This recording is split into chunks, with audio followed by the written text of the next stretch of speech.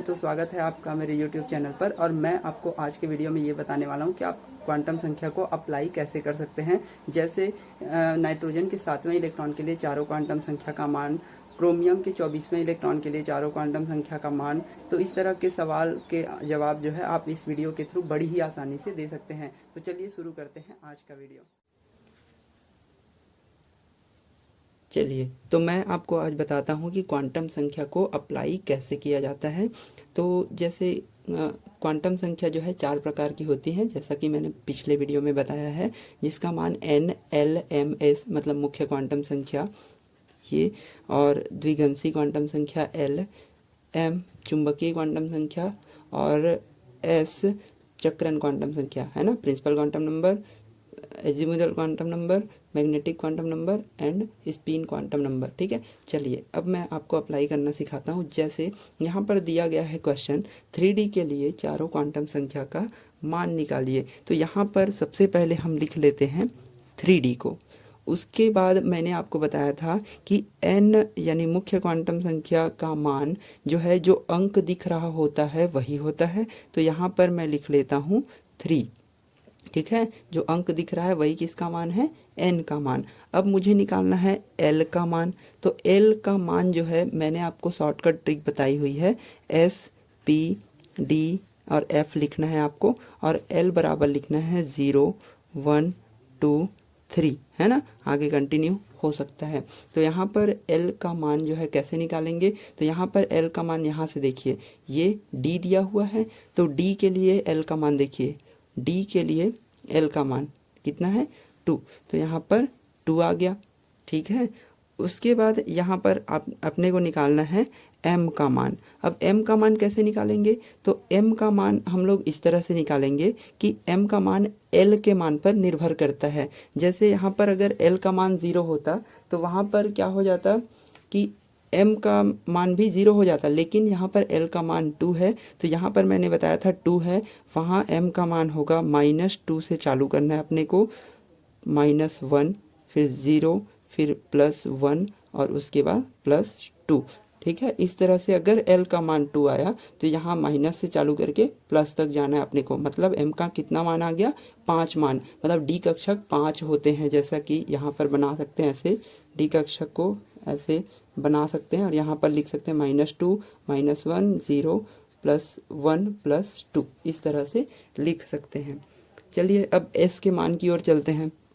तो s का मान जो है इलेक्ट्रॉन के चक्रण के ऊपर निर्भर करता है। अब यहाँ पर जो है इलेक्ट्रॉन तो हमको दिया नहीं है, 3D के लिए बोल रहा है, तो कोई भी सा इलेक्ट्रॉन हो सकता है। तो d कक्षक में कैसे इलेक्ट्रॉन हो सकते हैं, या तो वो क्लॉकवाइज हो सकते हैं, या ऐसे क्लॉकवाइज हो सकते हैं सभी, या तो अगर ऐसे हुए तो एंटी क्लॉकवाइज हो सकते हैं, है ना। तो डी कक्षक में दोनों प्रकार के इलेक्ट्रॉन हैं, तो इसलिए s का मान जो है +½ भी हो सकता है और -½ भी हो सकता है। मतलब s बराबर +−½ ऐसा लिख सकते हैं।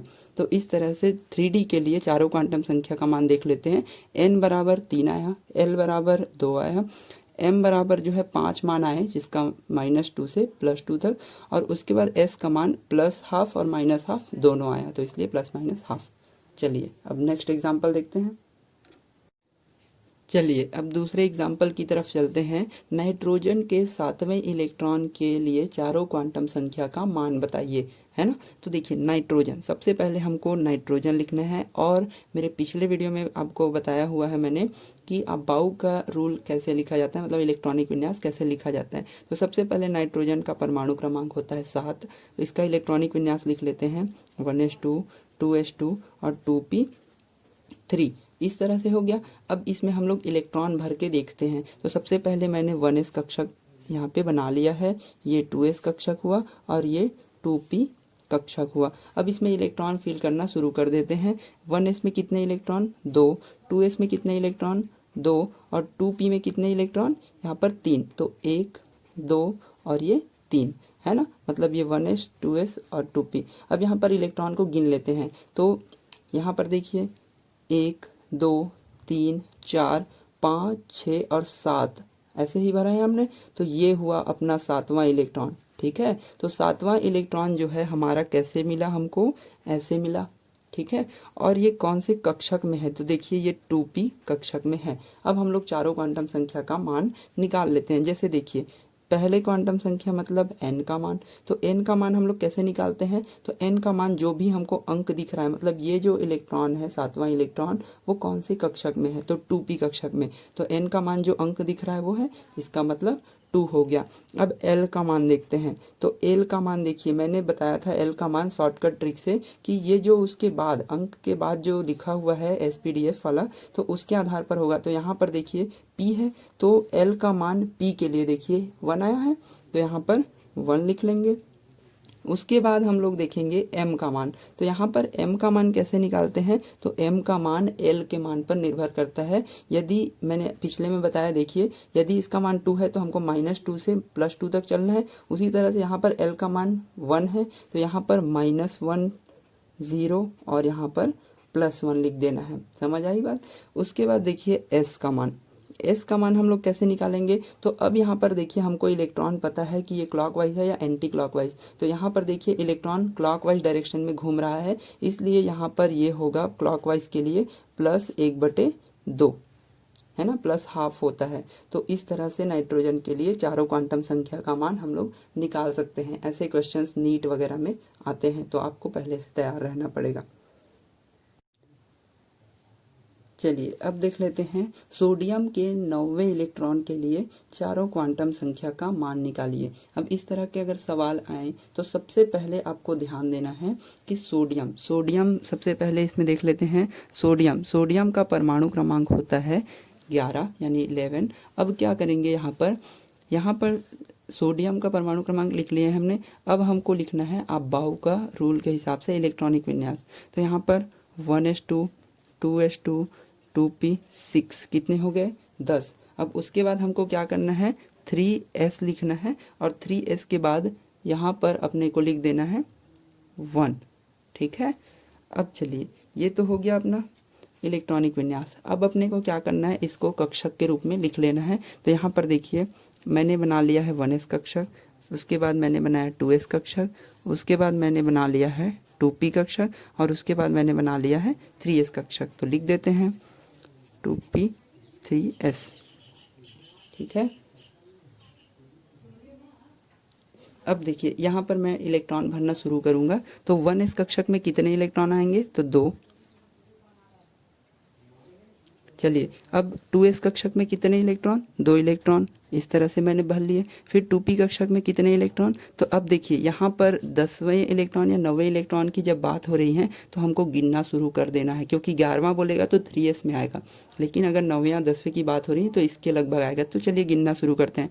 1 2 3 4 है ना, 5 6 7 8 9 है ना, और ये हुआ 10 और एक आया वो 11। तो सबसे पहले ध्यान दीजिए इलेक्ट्रॉन किस में आया, 1 2 3 4 5 6 7 8 9, मतलब इस वाले इलेक्ट्रॉन की बात हो रही है। तो ये इलेक्ट्रॉन कैसा है, ऐसे। ठीक है। और उसके बाद ये कौन से कक्षक में है, तो आपको ध्यान देना है 2p कक्षक में है ना, एंटी क्लॉकवाइज डायरेक्शन में है, और 2p कक्षक में इलेक्ट्रॉन है। अब अपने को क्या करना है, चारों क्वांटम संख्या का मान निकाल लेना है। तो उसके बाद देखिए n का मान। अब n का मान मैंने फिर से बताया, जो अंक दिख रहा होता है वही होता है, तो यहाँ पर 2 हो गया।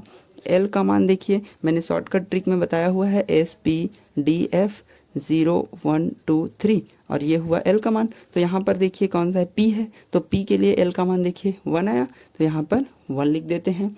उसके बाद हम लोग देखेंगे m का मान। तो m का मान मैंने बताया था l के मान पर निर्भर करता है। अगर ये 1 है तो यहाँ पर -1 0 +1। अब उसके बाद देख लेते हैं s का मान। तो s का मान देखते हैं, तो s का मान जो है देखिए इलेक्ट्रॉन के चक्रण है ना, तो यहाँ पर इलेक्ट्रॉन कैसे स्पिन कर रहा है, तो एंटी क्लॉकवाइज डायरेक्शन है ना, एंटी क्लॉकवाइज डायरेक्शन में घूम रहा है। तो एंटी क्लॉकवाइज डायरेक्शन में जब वो घूमता है तो उसके लिए हम लोग लिखते हैं -1/2। अगर आपने मेरा पिछले वीडियो नहीं देखा हुआ है तो आप जाके ज़रूर देखिए, तब आपको ये सब कॉन्सेप्ट बहुत ही ज़्यादा क्लियर हो जाएंगे। तो है ना, चलिए नेक्स्ट एग्जाम्पल की ओर चलते हैं। अगर आपको क्वेश्चंस को अब घुमा के दे दिया जाए। जैसे क्या क्वेश्चंस को घुमाया जाए, जैसे अगर आपको पूछा जाए अब कि अगर आपको क्वांटम संख्या का मान दे दिया जाए, जैसे n बराबर 3, l बराबर 2, m बराबर आपको दे दिया गया है -2, -1, 0, +1, +2, इस तरह से दे दिया गया, और आपको s बराबर दे दिया गया हो +1/2। अब आपको क्या करना है कि अगर आपको चारों क्वांटम संख्या का मान दे दिया गया है तो आपको अब निकालना पड़ेगा कि इसमें जो है इलेक्ट्रॉन कौन से कक्षक में है। तो चलिए देखते हैं। सबसे पहले अपने को क्या करना है, n का मान जो 3 है उसको लिख लेना है। ये अंक मैंने लिख लिया है। अब आपको क्या करना है, n का मान देखिए साफ हमने लिख लिया है, n का मान 3 है तो हमने सामने में 3 लिख दिया है। अब हमको l के मान की ओर चलना है। तो l का मान यहाँ पर देखिए l बराबर 2 दिया हुआ है, तो हम सबसे पहले शॉर्टकट ट्रिक्स लिख लेते हैं। s, p, d और f लिख लिए, और l बराबर 0, 1, 2 और 3 हमने लिख लिया है। अब यहाँ पर देखिए l का मान कितना है, 2, तो यहाँ पर देखिए l का मान कितना है, 2, तो ये कौन से कक्षक में है, डी कक्षक में। तो यहाँ पर क्या हुआ, 3D, मैंने यहाँ पर 3D लिख दिया है। अब देखिए उसके बाद हमको क्या करना है, m का मान देखना है। तो m का मान देखिए -2 से +2 तक गया हुआ है, तो इसका मतलब ये 2 ही हुआ। तो यहाँ पर इस तरह से 3D लिख लेते हैं, ठीक है। उसके बाद अपने को क्या करना है, s का मान देखना है। तो s का मान यदि +½ आए, है ना, +1/2 आए, तो इसका मतलब है इलेक्ट्रॉन जो है क्लॉकवाइज डायरेक्शन में घूम रहा है। और यदि s का मान एंटी क्लॉकवाइज डायरेक्शन में घूम रहा है तो उसके लिए -1/2 लिखते हैं। यहाँ पर क्या है, +1/2, तो इसका मतलब क्या है कि 3D में जो इलेक्ट्रॉन है वो कैसे घूम रहे हैं, +1/2 मतलब क्लॉकवाइज डायरेक्शन में घूम रहे हैं। तो अगर आपको इलेक्ट्रॉन भरने के लिए दिया जाए तो आप क्या करोगे, ये डी कक्षक है, कोई भी डी कक्षक, तो आपको क्या करना है, इसमें इलेक्ट्रॉन फिलअप कर देना है। तो जो इलेक्ट्रॉन है वो कैसे डायरेक्शन में घूम रहा है, क्लॉकवाइज, तो आपको ऐसे बता देना है कि 3D, ये जो है 3D 1 हो सकता है। समझ आई बात, 3D 2 भी हो सकता है, 3D 3, 4, 5 हो सकता है। 5 इलेक्ट्रॉन की प्रायिकता है, तो 5 में से कुछ भी हो सकता है। आपको क्लैरिफाई नहीं किया गया कि कौन सा इलेक्ट्रॉन है, बस आपको इस तरह से दे दिया गया है, तो आपको इस तरह निकालना है, ठीक है। अब अगर आपको क्वेश्चन इस प्रकार आए कि क्रोमियम के 24वें इलेक्ट्रॉन के लिए चारों क्वांटम संख्या का मान निकालिए। आपको यहाँ पर थोड़ा सा ध्यान देना है, क्योंकि क्रोमियम और कॉपर इसका इलेक्ट्रॉनिक विन्यास स्पेशल होता है ना, मतलब जो है ये अपने स्टेबिलिटी के आधार पर इलेक्ट्रॉनिक विन्यास को दर्शाता है। तो आपको सबसे पहले क्या करना है, क्रोमियम के 24वें इलेक्ट्रॉन, मतलब पहले तो इसका क्रोमियम का परमाणु क्रमांक जान लेते हैं, तो 24 ही होता है। तो उसके बाद अपने क्या करना है, इसका इलेक्ट्रॉनिक विन्यास लिख लेना है अबाउ रूल के अकॉर्डिंग।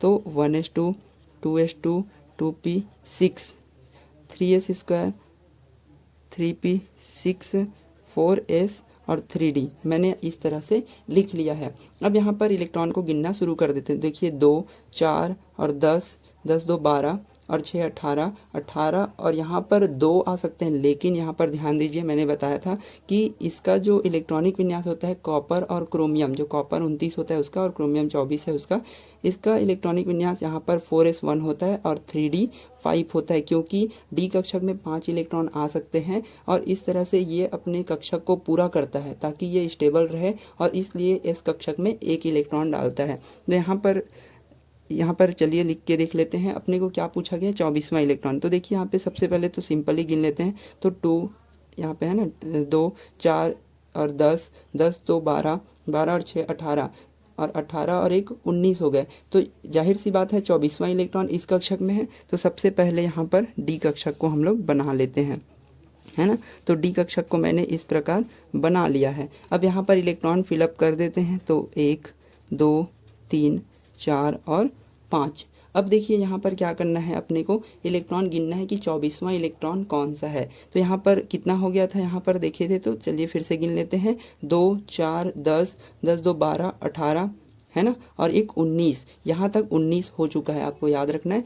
उसके बाद देखिए यहाँ पर 19 हो गए। अब यहाँ पे देखिए 20 है ना, 21, 22, 23 और 24, मतलब ये 24 वाला जो इलेक्ट्रॉन है वो ये वाला है ना। अब अपने क्या करना है, ये कौन से कक्षक में है, तो हमने सिंपली अभी बनाया हुआ है 3D का, तो इसको हमको लिख लेना है। देखिए 3D में है और इलेक्ट्रॉन कैसा है, ये इस प्रकार है, मतलब क्लॉकवाइज डायरेक्शन में घूम रहा है। अब यहाँ पर क्या लिखना है अपने को, चारों क्वांटम संख्या का मान निकालना है। तो पहले जैसा एग्जाम्पल दिया था उसी प्रकार, तो यहाँ पर क्या करना है अपने को n बराबर लिख लेना है। तो n जो है कोई भी अंक होता है वही होता है, तो यहाँ पे 3 है। l का मान देख लेते हैं, तो l का मान जो है d के लिए क्या होता है, l का मान d के लिए 2 होता है, तो यहाँ पर मैंने लिख लिया 2। अब उसके बाद हमको लिखना है m का मान। तो m का मान यहाँ पर देखिए l के मान पर निर्भर करेगा, तो यहाँ पर -2, -1, 0, +1 और +2 इस तरह से लिख लेना है। और s का मान यहाँ पर लिख लेना है अपने को, कौन सा इलेक्ट्रॉन है।